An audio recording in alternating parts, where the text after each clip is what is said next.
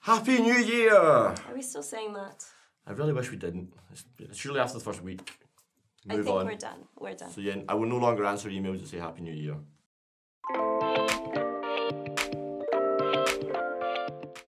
Welcome to the dish. Now it's a new decade and a fresh new look for Caterer Middle East. And Hotelier Middle East.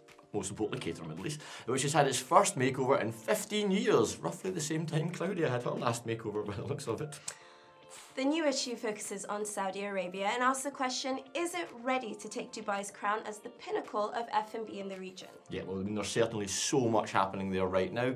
The likes of La Petite Maison and Gaia, who will both be familiar to Dubai diners, have had pop-ups and are looking at getting permanent locations in the country. Gaucho founder Ziv Godek is opening a new Argentinian steakhouse called Brut in Riyadh with Naif Al Rajhi Investment and Admind Hospitality.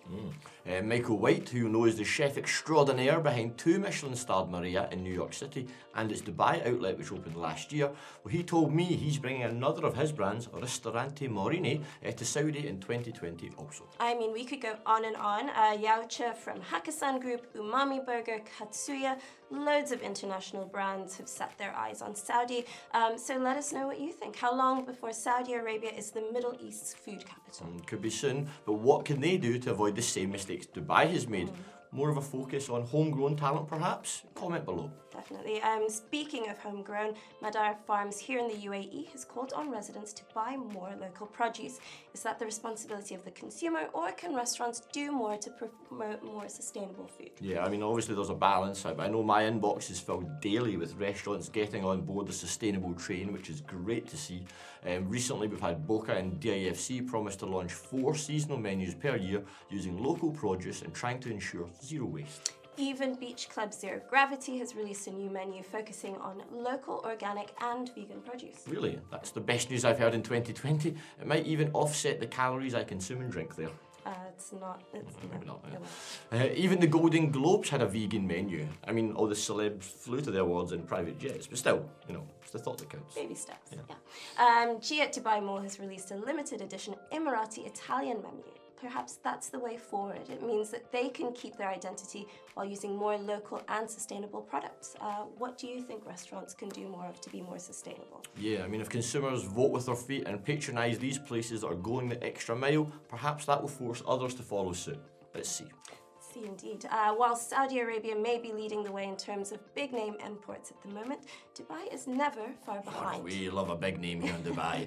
Already in 2020, we've heard that Hutong, which used to have a Michelin star in Hong Kong and has locations in London, Miami and lots more, is set to open in DIFC this very month. And Abu Dhabi is also getting in the act with Rasoy, Vinit Bhatia's Michelin star winning brand, opening at Jumeirah at Etihad Towers. But the coolest looking new concept in Abu Dhabi must go to Forever Rose Cafe.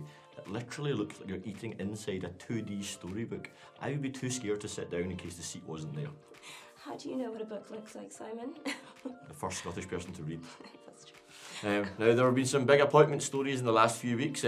Hilton has appointed a new senior culinary director. Indeed, they have. Sebastian Nos has been tasked with improving the day-to-day execution of Hilton's culinary offering across Europe, the Middle East and Africa, and he'll be based here in Dubai, which shows how much importance Hilton is giving the region. Absolutely.